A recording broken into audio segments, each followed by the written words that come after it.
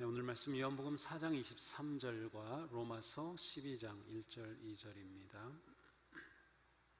함께 읽겠습니다. 아버지께 참되게 예배하는 자들은 영과 진리로 예배할 때가 오나니 곧 이때라. 아버지께서는 자기에게 이렇게 예배하는 자들을 찾으시느니라. 그러므로 형제들아, 내가 하나님의 모든 자비하심으로 너희를 권하노니 너희 몸을 하나님이 기뻐하시는 거룩한 산제물로 드리라. 이는 너희가 드릴 영적 예배니라. 너희는 이 세대를 본받지 말고 오직 마음을 새롭게 함으로 변화를 받아 하나님의 선하시고 기뻐하시고 온전하신 뜻이 무엇인지 분별하도록 하라. 아멘. 생명의 말씀입니다. 하나님 감사합니다. 아멘. 네, 우리 서로 축복하며 인사할까요? 사랑합니다. 반갑습니다. 사랑합니다. 반갑습니다. 안녕하세요. 네, 우리 가정에서 예배드리시는 우리 성도님들도 반갑습니다. 네, 한 주간 잘 지내신 것 같습니다. 이 시간도 주님의 은혜가 우리 예배하는 자리에 또 우리 심령에 넘치게 되기를 축복합니다. 우리는 지금 진정한 교회는 어떤 모습일까? 진정한 교회를 찾아가는 과정 가운데 있습니다. 우리는 교회는 무엇인가를 찾아보았습니다. 또 교회를 이루고 있는 우리가 누구인가를 생각해 봤습니다. 또 하나님께서는 왜 우리를 교회로 부르셨는가를 지난주에는 살펴봤습니다. 그 첫 번째가 예배하도록 부르셨음을 봤어요. 그래서 오늘 우리는 예배에 관해서 생각해 보려고 합니다. 예배와 교회는 따로 떼어서 생각할 수 없습니다. 우리가 예배를 생각한다면 교회라고 하는 큰 그림 안에서 예배를 생각하게 됩니다. 교회의 회복은 예배의 회복이고 예배의 회복은 교회의 회복입니다. 지난주에 보았듯이 하나님께서는 하나님의 백성들을 형성하시죠. 이스라엘 백성들을 하나님께서 택하셔서 그들을 하나님의 백성으로 삼으십니다. 왜 그들을 하나님의 백성으로 삼으셨을까요? 하나님께서 모세를 불러서 이집트로 보내어 그들을 노예로부터 해방하시고 하나님의 백성으로 삼으시려고 할 때에 하나님께서는 분명하게 말씀하셨습니다. 너희가 이 산에서 하나님을 예배하리니 이것이 내가 너를 보낸 증거니라. 이 산에서 하나님을 예배하게 될 때에 그것이 내가 너를 보낸 증거가 될 것이다 라고 바로에게 전하죠. 이사야서 43장 21절에는 우리가 잘 아는 말씀이 있습니다. 이 백성은 내가 나를 위하여 지었나니 나를 찬송하게 하려 함이니라. 하나님께서 하나님의 백성을 형성하시고 세우신 것은 하나님께서 세우시고 지으시고 하나님을 위해서 무엇을 하도록? 하나님을 찬송하도록, 하나님을 예배하도록 부르셨다는 말씀입니다. 그렇습니다. 교회는 예배하기 위해 모이고 예배하기 위해 흩어집니다. 교회는 예배로 세워지고 예배는 우리 교회의 심장과 같습니다. 예수님께서 수가성 우물가에서 여인을 만나서 대화를 하시죠. 그 핵심 주제에 예배가 있습니다. 사람들은 장소를 두고 이곳이 하나님을 예배할 곳이다, 여기가 예루살렘이다, 여기 그리심산이다 다툴 때 예수님께서는 말씀하십니다. 아버지께 참되게 예배하는 자들은 영과 진리로 예배할 때가 오나니 곧 이때라. 아버지께서는 자기에게 이렇게 예배하는 자들을 찾으시느니라. 하나님께서는 예배하는 자를 찾으신다고 분명히 말씀하셔요. 하나님께서 이 시간 이 땅을 보실 때 예배하는 교회를 찾으시고 예배하는 성도를 찾으신다는 말씀이죠. 우리는 지금 4차 산업혁명과 코로나19 팬데믹 이후에 사회를 향해 나아가고 있습니다. 이러한 사회의 특징은 지금 언택트, 비대면, 가능한 한 사람을 만나지 않죠. 사회적 거리 두기가 이제는 아예 우리에게 그냥 일상의 삶의 방식이 되었습니다. 그리고 AI, 인공지능의 삶을 향해 나아가고 있습니다. 이미 식당에 가도 키오스크에서 터치해서 신용카드로 주문하고 받는 식당이 점점 많아지고 있습니다. 재택근무를 점점 많이 하고 있죠. 주변 교회에서는 들어오실 때 일일이 체온 체크하고 하지 않고 그냥 딱 자동 안면 인식 장치에 딱 이렇게 서서 보면 체온 측정도 되고 이분이 누구인지까지 다 인식을 합니다. 물론 그 전에 등록을 하게 되죠. 마스크가 가려져도 다 인식을 합니다. 그래서 마스크가 코 이렇게 나왔다 그러면은 당신 못 들어간다고 신호를 보냅니다. 인공지능의 시대에 우리가 살고 있습니다. 그러므로 이 사회에서 요즘 화두는 과연 인공지능 시대에 누가 살아남을까? 어떤 회사가 살아남을까? 어떤 직종이 유망할까? 이런 것들이 최고의 관심입니다. 또한 코로나 이후에 어떤 사회가 될까를 묻고 있습니다. 교회도 이러한 상황 속에서 이 물음을 피할 수 없습니다.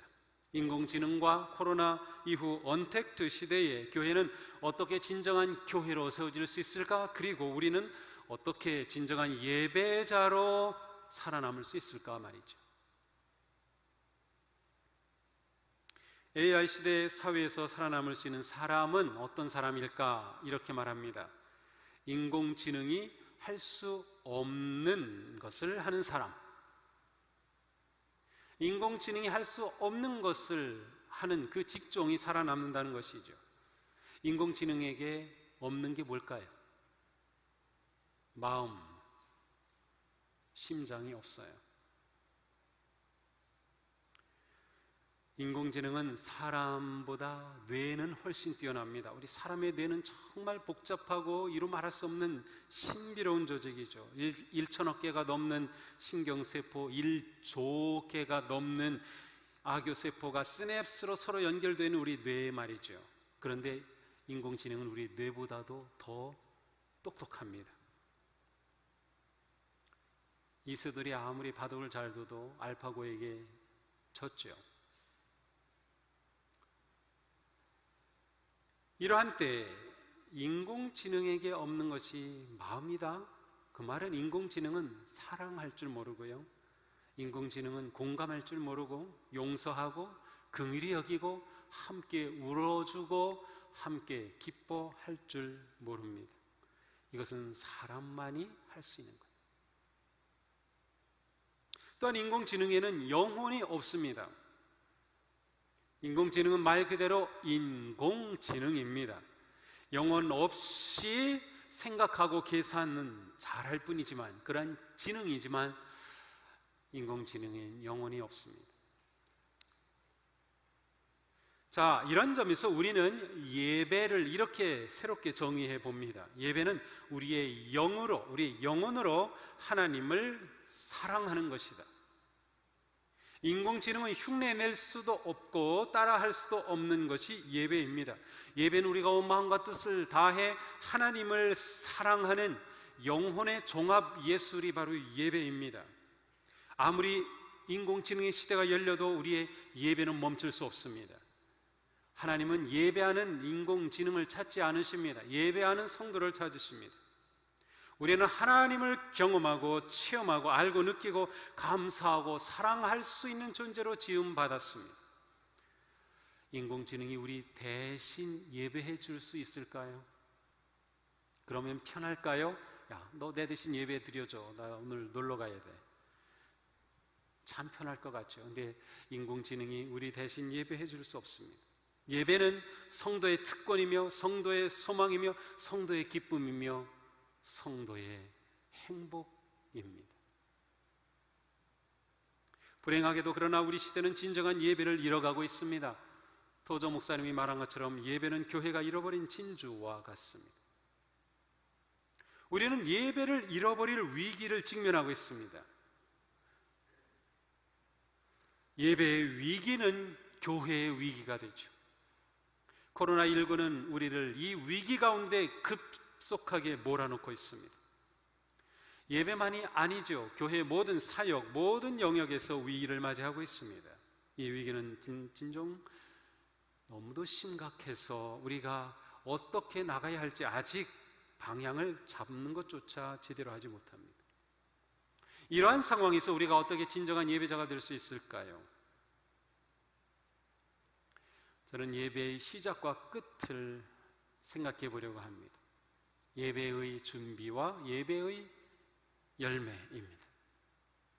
자, 오늘 이 자리에 오신 이 성도님들 한번 상상해 보세요. 어제 토요일입니다. 어제 내일이면 예배 드린다는 것을 생각하셨나요? 내일 예배 드리러 간다. 예배 드리면서 하나님께 나아가는 기쁨, 찬양하는 기쁨, 말씀을 듣는 감동, 우리 성도들을 만나는 그 즐거움을 생각하셨나요? 생각하지 않고 오늘 오셨다면 좀 약간 문제가 있어요. 네, 죄송합니다. 문제 있는 겁니다. 네, 문제 없다고 저는 말하고 싶지 않아요. 문제 있는 거예요. 자, 우리가 토요일에 이렇게 생각하면서 우리는 주일의 예배를 기대하기 시작합니다. 뿐만 아니라 우리는 예배를 준비하죠. 그래서 온라인으로 헌금하기도 하고, 봉투를 미리 가지고 가신 분은 봉투에 기록하기도 하고, 또 예물을 준비합니다. 그냥 와서 지갑에서 그냥 꺼내서 하는 것과 집에서부터 예물을 준비하는 것은 다릅니다. 우리는 하나님께 진정으로 드려야 되고, 예배는 드림이기 때문이에요. 토요일에는 대개 직장에 가지 않는 있기에 가족들이 함께 식사할 수 있는 좋은 날입니다. 자녀와 부모가 또 부부가 같이 식사하면서 한 주간의 삶도 이야기하고, 즐거움도 또 슬픔도 아픔도 서로 나누는 시간이죠.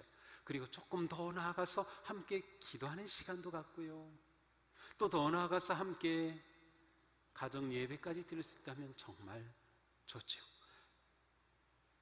그러면서 주일을 준비하게 됩니다.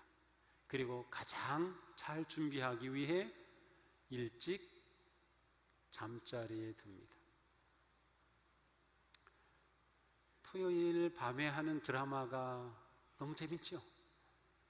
다행히 요즘 그게 끝났어요. 부부의 세계가 그렇게 막 인기였다는데, 그거 보느라고 토요일 밤 늦게까지 자정까지 막 그러다가 피곤하게 잠에 들어 주일 예배 드리려고 하면 예배 나오는 몸 컨디션이 좋지 않아요. 몸의 컨디션이 안 좋으면 마음과 정신도 약해요. 우리는 토요일은 주일에 예배 드리기 위한 최상의 컨디션을 준비하는 거예요. 주일이 되었습니다. 오늘 예배, 우리 2부 예배 9시 반이니까 딱 일어나서 준비를 합니다. 자녀들은 그냥 핸드폰만 들고 오지만 그래도 그냥 맨손으로 오기 그렇죠. 성경 가방 들고 오죠. 걸어서 오든 차를 타고 오든 옵니다. 요즘은 필수품 하나가 더 생겼죠? 마스크입니다. 저도 가끔 이렇게 막 아파트에서 내려오다가 마스크 없네, 그리고 다시 올라가서 가져오고 그래요. 그래서 아예 그냥 현관에도 마스크 2개 걸어놓고, 차 안에도 2개 놓고, 사무실에도 2개 놓고, 잊어버리지 않으려고 계속 그렇게 하고 있어요. 주차장에 들어서면 권사님이 반갑게 안내해 주시죠. 바로 좋은 자리에 착 주차하면 좋겠는데, 그 명당 자리는 늦게 오신 분, 새 가족을 위해서 두고 가장 깊이 있는 곳까지 가서 주차를 합니다. 그리고 걸어서 교회 현관으로 딱 들어오는 순간 집사님, 권사님들이 환영하며 맞아주십니다. 그리고 주보를 받습니다. 현관으로 들어오면 배너가 걸려있고 계단으로 올라가면서 지난번 우리가 미션했던 사진들이 있습니다. 제가 그냥 당분간 그냥 두라고 그랬어요. 올라오면서 우리 집사님 가정, 권사님 가정도 보고 하면서 왠지 우리가 한 교회의 가족이라는 느낌이 듭니다. 예배 자리와 들어오면 열 체크도 하시죠? 손 소독도 하시죠? 방명록에 이름도 적죠? 네, 과연 우리가 합당한 예배자인지 체크하는 겁니다. 너 세상에서 살던 그 더러운 바이러스 이제 다 떼어버려 하고 소독시키는 거고요. 열 체크하면서 너 제정신으로 똑바로 예배드려, 이름 기록하면서 너 생명록에 내 이름 있는 거 확실해? 물어보시는 것 같습니다. 자리에 와 앉죠. 가족은 같이 옆에 앉아도 괜찮아요. 집에서 그렇게 같이 지내다가 여기 와가지고 굳이 이렇게 뛰어앉을 필요는 없어요. 가족은 괜찮아요. 앉아서 조용히 기도를 하지요. 예배를 기대합니다. 오늘 내가 진정으로 하나님을 예배하고 하나님을 높여드릴 수 있도록, 말씀을 통해 내 마음에 은혜를 누릴 수 있도록, 그리고 주보를 열어 교회 소식을 봅니다. 아, 이러한 일이 있구나, 이러한 행사가 있구나, 또 이러한 가정이 있구나 보면서 우리가 공동체됨을 느끼게 됩니다. 아, 이분 위해서 기도해 드려야 되겠구나. 예배의 부름으로 시작이 됩니다. 찬송, 기도, 말씀, 신앙 고백, 예배가 은혜롭게 진행이 되죠. 그리고 축도하고 묵상함으로 예배가 끝납니다. 자, 제가 이렇게 좀 다 아는 얘기인데 그걸 얘기를 하나 의도한 게 있어요. 여기서 우리가 놓치지 말아야 할 것이 무엇일까? 가장 중요한 점은 예배 자리에 오기까지의 공간과 시간의 이동입니다. 이 자리에 오기까지의 공간과 시간의 이동입니다. 서울대 김영민 교수가 이런 말을 했습니다. 언택트가 뉴 노멀이 되어도 비대면으로 사는 것이 새로운 우리의 삶의 표준이 된다 하더라도 공연, 전시, 예술과 같은 전통적인 오프라인 콘텐츠에는 온라인 체험으로 대체할 수 없는 공간의 마법이 있다. 공간의 마법이라는 표현을 사용해요. 예술 전시장, 공연장은 그 공연장 그 장소만의 공간의 마법이 있다는 것입니다. 예술의 공연이나 전시의 콘텐츠는 온라인으로서는 경험할 수 없는 물리적 공간의 힘이 있다는 것이죠. 예배 비추어 말한다면 온라인 예배가 또 하나의 새로운 표준으로 되어가고 있습니다. 그렇더라도 예배당에 모여드리는 예배는 온라인으로는 대체할 수 없는 감동과 은혜의 신비 공간에 있는 겁니다. 감동과 은혜의 신비 공간으로 이 예배당이 있는 것입니다. 독일의 평론가였던 발터 베냐민은 예술 작품은 다른 방법으로는 바꿀 수 없는 의미심장한 직접 체험을 준다는 말을 해요. 그래서 미술관이나 예술 공연장 같은 곳을 정신의 인큐베이터라는 말을 사용합니다. 그곳은 특별한 체험을 하는 비현실적 공간이라는 거예요. 일상과는 구별된 비현실적인 공간이라는 거죠. 작품 자체도 중요하지만 그것을 경험하도록 움직이게 하는 동선도 중요하고 다양한 상상력을 자극하도록 하는 디자인된 그 공간 자체가 아주 중요하다는 거예요. 그래서 그것이 정신의 인큐베이터라는 말을 사용합니다. 예배를 드리기 위해 우리가 모이는 이 시간과 공간이 바로 그와 같습니다. 우리는 예배를 향하는 순례의 여정에서 중요한 것이 시간과 장소의 구별입니다. 오늘 우리가 집에서 출발해서 교회까지 이 예배당까지 오늘 때에 그것은 저는 우리의 믿음의 순례의 여정이라고 저는 봐요. 순례의 여정이에요. 이 순례의 여정에서 중요한 것은 시간적인 구별이 되는 것입니다. 집에서 떠나고 예배당 안에 들어오는 순간 시간적인 구별이 돼요. 장소적인 구별이 됩니다. 집을 떠나서 예배당으로 오므로 장소가 구별이 됩니다. 우리는 순례의 여정을 따라오는 것입니다. 예배는 단지 예배시라고 하는 한정된 공간 안에서 한정된 시간에 있는 것만이 전부가 아니죠. 이미 집에서 출발할 때, 아니 어제부터 예배를 생각할 때 이미 우리의 삶에서 예배는 시작된 것입니다. 이렇게 우리가 들어와서 이곳이 영혼의 인큐베이터가 됩니다. 아기가 태어나서 정상적으로 잘 자라도록 인큐베이터 안에서 자라는 것처럼 이곳은 우리의 영혼의 인큐베이터가 되는 것입니다. 우리는 일생이 믿음의 순례자로 가는 삶인데 그 일생의 순례길 가운데서 매 주간 작은 순례의 여정을 하는 것입니다. 일터와 일상으로부터 떠나서 시간과 장소에 구별된 이 영혼의 인큐베이터 안으로 들어오는 것이죠. 이것은 우리에게 놀라운 순례의 경험입니다. 왜 이 구분이 되는 것인가요? 한 주간 내 살아왔던 그 삶의 영역과 시간이 구별되어서 예배의 영역, 예배의 인큐베이터가 되고요, 이 특별한 시간으로 구별되는 것이에요. 이 시간은 우리가 공동체로서 약속한 시간입니다. 우리는 9시 반에 2부 예배를 드리겠다고 약속을 한 시간이에요. 그래서 이곳으로 우리가 와 거룩한 여정을 따라 예배를 하게 되는 것입니다. 이처럼 예배를 향한 준비의 시간과 공간의 구별이 영혼의 변화와 새 생명의 충만함으로 이끌어주는 은혜의 길이 됩니다. 그러므로 예배는 시작 전에 이미 시작된 것이고, 이것을 예배 준비라고 표현한다고 하면 예배 준비에 모든 것이 달려 있습니다. 예배를 준비하는 것은 헌신입니다. 그런데 헌신은 불편한 것입니다. 오늘 우리가 이곳에 오는 것 불편합니다.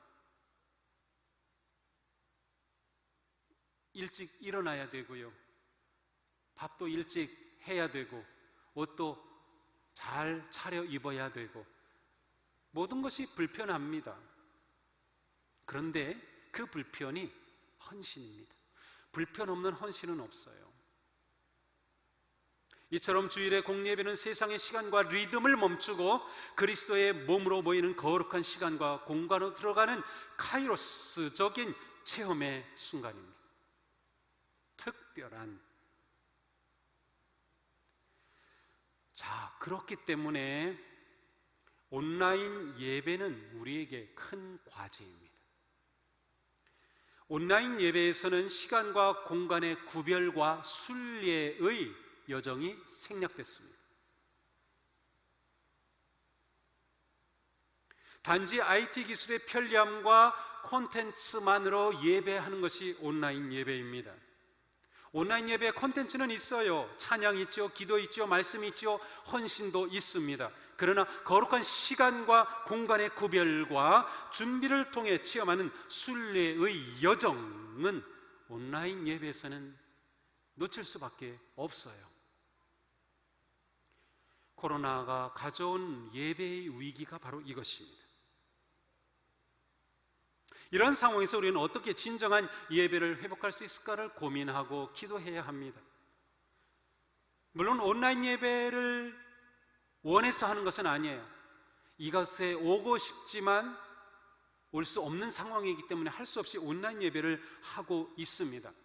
그렇지만 그 온라인 예배는 이렇게 중요한 시간과 장소의 구별의 여정, 순례의 여정을 놓치는 안타까움이 있는 것이죠. 그렇다면 온라인으로 예배를 드리면서도 어떻게 이러한 순례의 여정을 회복할 수 있을까를 고민해 보아야 합니다. 정말로 가정에서 예배를 드리지만 그 시간이 구별된 시간으로 정확하게, 그리고 구별된 장소로 삼을 수 있는 무엇이 필요합니다. 어느 정도 정리가 되면은 이렇게 온라인 예배가 계속 될 수밖에 없다면 온라인 예배 지침을 준비해서 그렇게 교육도 하고 하도록 할 거예요. 하지만 아무리 준비한다 하더라도 예배당에서 드리는 이 예배의 여정은 찾을 수 없을 것입니다. 자, 이번에는 예배의 열매를 생각해 봅시다. 자, 예배가 영혼의 인큐베이터가 된다면 우리는 이 인큐베이터 안에서 놀라운 변화의 역사를 경험할 수밖에 없습니다. 우리의 삶에 예배를 통하여 변화가 일어난다는 것이죠. 자, 우리는 교회는 성령님께서 생명의 숨이 되셔서 생명 공동체라고 하는 것을 이미 보았습니다. 우리는 예배 가운데 성부 하나님, 성자 예수 그리스도, 성령님께서 함께 하시고 역사하시기 때문에 이 예배는 우리에게 생명의 변화가 일어나는 인큐베이터가 되는 것입니다. 영혼의 인큐베이터죠. 그렇다고 하면 우리에게는 진지한 중요한 일이 예배 가운데 일어날 수밖에 없습니다. 이 예배 가운데 주님이 계시기 때문이죠. 하나님이 계시기 때문에. 예수님은 말씀하셨습니다. 두세 사람이 내 이름으로 모인 곳에 나도 그들 중에 있다. 자, 우리는 예수님의 이름으로 모였어요. 그러므로 우리는 교회입니다. 우리는 교회일 때 주님은 우리 가운데 계십니다. 우리가 예배하고 주님 앞으로 나아갈 때 우리 안에는 이 예배를 통하여 놀라운 일들이 일어납니다. 우리의 경배와 찬양의 대상이 되시는 하나님이 계시죠. 우리의 감사와 기억의 중심에 주님이 계시죠. 감동과 역사의 능력이 있고 주님은 우리를 위한 성찬의 주인이 되십니다. 우리는 주님의 은혜와 사랑에 감사하며 찬양합니다. 하나님의 거룩한 음성을 듣습니다. 신비스러운 주님의 몸과 피를 나누죠. 부활의 생명과 성령님의 에너지를 얻습니다. 예배 가운데 이러한 일들이 일어납니다. 그렇다면 우리는 물어봅니다. 자, 이렇게 우리가 진정한 예배자라면 거룩한 예배 자리에 들어올 때의 나와 예배를 마치고 나갈 때의 나가 같은 사람일 수 있을까요?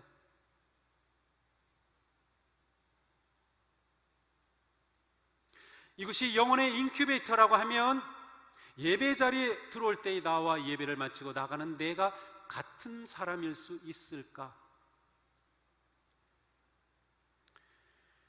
30분만 밖에 나가서 걸어도 자외선 때문에 얼굴빛이 건강하게 검게 되죠. 채소, 과일 열심히 잘 먹어도 콜레스테롤 수치가 떨어지죠. 그렇다면 우리가 하나님의 영광의 빛 가운데 모여서 거룩한 생명의 양식을 먹고 그리스도의 몸과 피를 받고 성령님의 은혜 가운데 예배드리고 나아가는데 우리에게 전혀 변화가 있을 수 없다면 그것은 문제입니다. 미세한 조그만 변화라도 우리에게는 있어야만 합니다. 당장 확 뒤집어지는 모습은 없다 하더라도 1년, 2년, 3년 지나는 동안 우리는 우리 가운데 변화된 모습이 나도 느낄 수 있어야 하고 나를 아는 주변 사람들도 느낄 수 있어야 합니다. 언제 내가 이렇게 됐지? 언제 내 마음이 이렇게 됐지? 진정한 예배자라면 말이죠. 그러므로 우리의 삶에 변화가 없다면 예배가 잘못되었든지 내가 잘못 예배를 드렸든지 둘 중에 하나일 것입니다. 예배는 계속해서 우리의 삶을 리셋합니다. 원래 이게 안식의 개념이에요. 세상에 뒤틀리고 세상의 영향을 받고 그 가운데 있던 우리가 시간과 공간의 구별과 단절을 통해서 예배 자리에 모였을 때 우리는 예배를 통하여 우리의 생각과 마음이 모든 것이 리셋되는 것이에요. 그리스도의 방향으로, 말씀으로, 진리로 새롭게 되는 것이죠. 그래서 우리는 매주일 정기적으로 우리는 리셋하게 되는 것입니다. 자동차를 관리하시는 분들은 알아요. 몇만 킬로 달린다면 자동차를 어떻게 해야 되는지, 오일도 정기적으로 갈아줘야 되고 얼라인먼트도 해줘야 되는 거 정기적으로 해줘야 되죠. 바로 우리 인생을 리셋하는 것이 예배입니다. 정기적으로, 그것이 일주일 단위로 그렇게 주님 앞에 나오는 것입니다. 예배의 열매는 변화된 삶으로 나타납니다. 우리가 이곳으로 들어올 때와 오늘 예배 마치고 나갈 때 우리의 뭔가 변화가 일어났어요. 그 변화된 삶이 예배의 열매입니다. 이렇게 예배의 열매에 변화된 삶은 일상에서 그 열매를 맺는 것입니다. 이것이 진정한 삶의 예배입니다. 이것이 진정한 흩어지는 교회이죠. 우리가 잘 아는 예수님의 말씀, 너희는 세상의 소금이니 소금이 만일 그 맛을 잃으면 무엇으로 짜게 하리요? 후에는 아무 쓸데없어. 다만 밖에 버려져 사람에게 밟힐 뿐이니라. 너희는 세상의 빛이라. 너희 빛이 사람 앞에 비치게 하여 그들로 너희 착한 행실을 보고 하늘에 계신 너희 아버지께 영광을 돌리게 하라. 너희는 세상의 빛이다. 세상에서 비치고 세상에서 소금이 되는 게 뭘까요? 바로 예배자의 변화된 삶입니다. 그게 삶의 예배입니다. 그러므로 우리는 예배의 열매를 맺기 위해 흩어지는 것입니다. 세상에서 생명의 씨앗으로 살아가기 위해 흩어지는 것이죠. 교회 안에 모여 있기만 하면 우리가 어떻게 세상에서 빛이 되고 소금이 되겠습니까? 축도와 파송을 통해 우리는 나아갑니다. 그러므로 이 축도와 파송은 이제 예배 끝났다가 아니라 이제 삶의 예배 시작이다를 말해주는 것이에요. 야, 오늘 예배 잘 드렸어. 예배 끝 아니라 야, 오늘 예배 잘 드렸어. 이제 예배, 삶의 예배가 시작되는구나 라고 세상을 향해 나아가는 것이죠.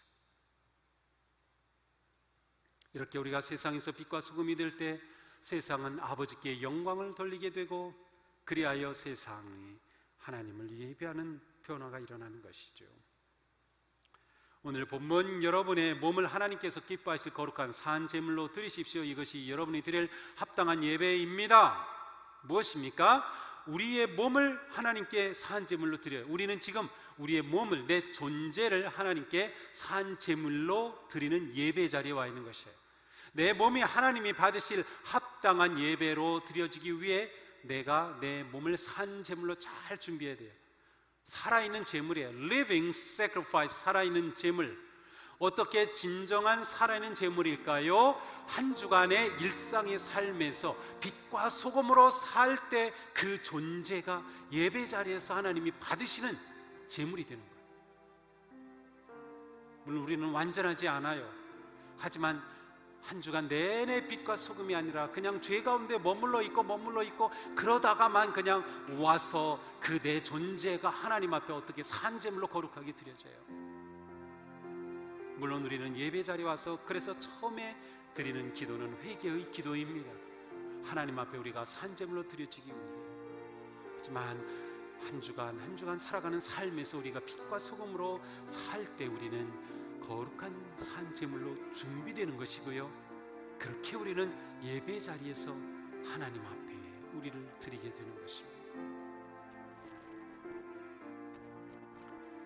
우리는 매주일 예배의 순례를 시작하고 예배를 드리고 다시금 세상으로 나아갑니다.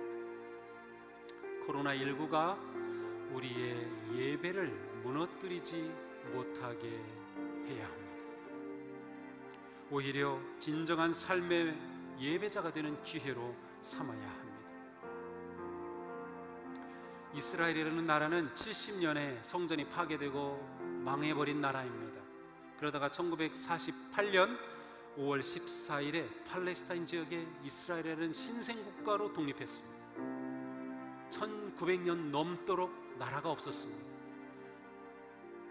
이스라엘 사람들은 곳곳에 세계적으로 흩어져 있었습니다.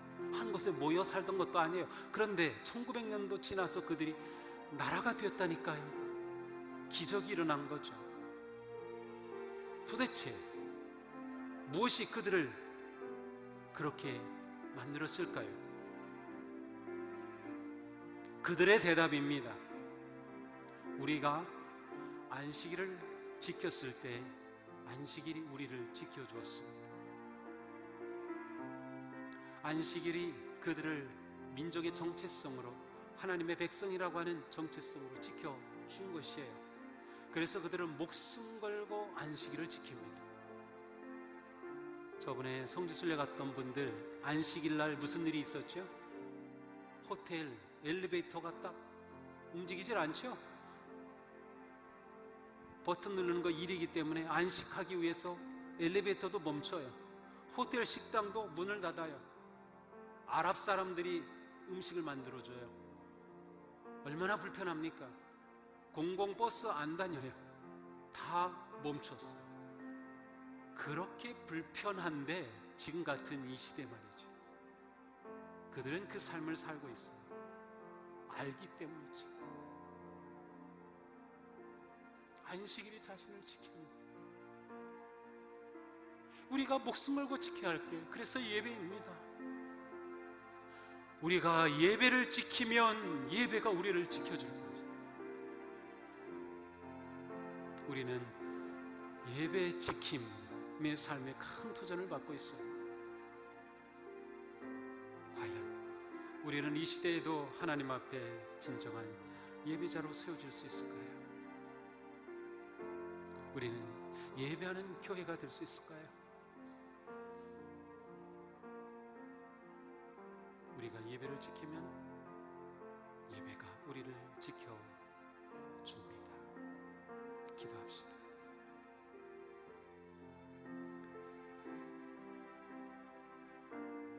하나님은 예배하는 자를 찾으신다고 하셨습니다. 하나님이 우리를 교회로 세우신 것은 예배하도록 교회로 세우셨습니다. 주님, 저희의 이 사명을 잃지 말게 하여 주옵소서. 저희의 이 정체성을 놓치지 않게 하여 주옵소서. 예배를 지킴이 우리가 진정한 하나님의 자녀 되고 진정한 성도 됨을 지키는 하나님께서 주신 놀라운 은혜의 생명의 기림을 다시금 되새기며 어떤 상황에서도 어떤 자리에서도 하나님을 예배하기를 멈추지 않는 저희들이 되게 하여 주시옵소서. 예배를 지킴으로 우리의 삶을 지키고 예배를 지킴으로 우리의 정체성을 지키고 예배를 지킴으로 우리의 교회됨을 지켜내는 우리 모두가 되게 하여 주시옵소서. 예수님 이름으로 기도합니다. 아멘.